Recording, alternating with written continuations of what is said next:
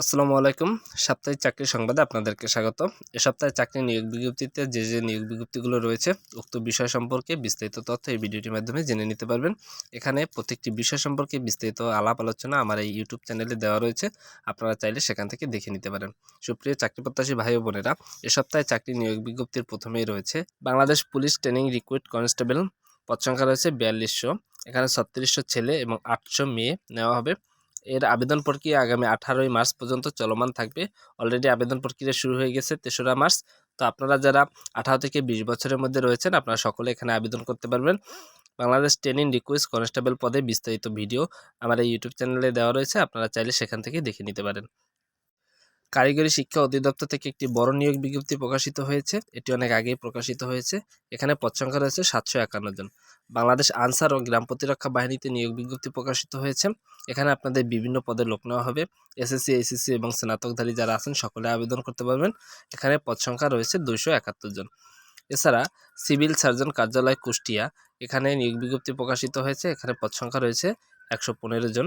বাংলাদেশ বিনিয়োগ উন্নয়ন কর্তৃপক্ষ, এখানে পদ সংখ্যা রয়েছে 108 জন।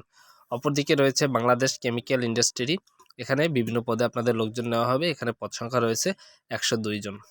আইন বিচার ও সংসদ বিষয়ক মন্ত্রণালয় থেকে নিয়োগ বিজ্ঞপ্তি প্রকাশিত হয়েছে। এখানে পদ সংখ্যা রয়েছে 29 জন।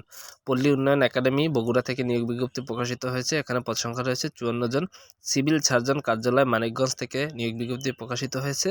এখানে পদ সংখ্যা রয়েছে 66 জন। এছাড়া ঢাকা পল্লী বিদ্যুৎ সমিতি 2 থেকে নিয়োগ বিজ্ঞপ্তি প্রকাশিত হয়েছে। এখানে পদ সংখ্যা রয়েছে 2 জন। বাংলাদেশ ক্রীড়া ও শিক্ষা প্রতিষ্ঠান থেকে নিয়োগ বিজ্ঞপ্তি প্রকাশিত হয়েছে। এখানে পদ সংখ্যা রয়েছে 22 জন। অপরদিকে জেলা জজ এর কার্যালয় থেকে নিয়োগ বিজ্ঞপ্তি প্রকাশিত হয়েছে। পদ সংখ্যা রয়েছে 18 জন। জামালপুর বিজ্ঞান প্রযুক্তি থেকে নিয়োগ বিজ্ঞপ্তি প্রকাশিত হয়েছে। এখানে পদ সংখ্যা রয়েছে 28 জন। বাংলাদেশ আনসার ও গ্রাম প্রতিরক্ষা বাহিনী সম্পর্কে বিস্তারিত তথ্য এখানে দেওয়া রয়েছে। বাংলাদেশ বিনিয়োগ উন্নয়ন কর্তৃপক্ষের বিস্তারিত তথ্য দেওয়া রয়েছে এবং পল্লী উন্নয়ন একাডেমিরও বিস্তারিত তথ্য দেওয়া রয়েছে। এগুলো আপনারা দেখে আবেদন করবেন। জেনারেল ম্যানেজার পশ্চিমাঞ্চল রংপুর থেকে নিয়োগ বিজ্ঞপ্তি প্রকাশিত হয়েছে। পদ সংখ্যা রয়েছে 56 জন। সেনা সদর ইউনিভার্সিটি শাখার পূর্তি পরিদপ্তরে নিয়োগ বিজ্ঞপ্তি প্রকাশিত হয়েছে। এটা এমইএস নিয়োগ বিজ্ঞপ্তি। আপনারা যারা আবেদন করতে চান এখানে আবেদন করতে পারেন। এখানে পদ সংখ্যা রয়েছে 134 জন। বাংলাদেশ অভ্যন্তরীণ নৌ পরিবহন কর্তৃপক্ষ থেকে নিয়োগ বিজ্ঞপ্তি প্রকাশিত হয়েছে। এখানে পদ সংখ্যা রয়েছে 48 জন। এছাড়া অন্যান্য বিষয় সম্পর্কে বিস্তারিত তথ্য আমার ইউটিউব চ্যানেলের মাধ্যমে জেনে নিতে পারবেন। ইলেকট্রিসিটি জেনারেল কোম্পানি থেকে নিয়োগ বিজ্ঞপ্তি প্রকাশিত হয়েছে। এখানে পদ সংখ্যা রয়েছে 6 জন। কুমিল্লা পল্লী বিদ্যুৎ সমিতি 2 থেকে নিয়োগ বিজ্ঞপ্তি প্রকাশিত হয়েছে। এখানেও আপনাদের বিভিন্ন পদে লোক নেওয়া হবে।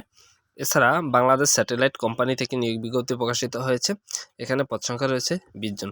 বাংলাদেশ মেরিন একাডেমি, এখানে পদ সংখ্যা রয়েছে 2 জন। মাগুরা গ্রুপ থেকে চাকরি নিয়োগ বিজ্ঞপ্তি প্রকাশিত হয়েছে।